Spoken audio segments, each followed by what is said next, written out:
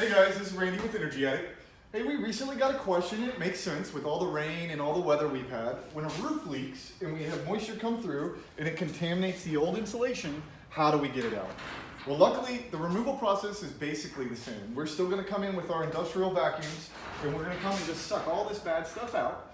And then we're going to apply a sanitizer, and basically that sanitizer, it's not a masking agent, it's a sanitizer to everything that was exposed.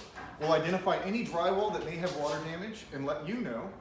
And then once all of this is removed and we have it dust-free like you're seeing, we're going to come back and poly-seal everything and then just blow back our formaldehyde-free insulation.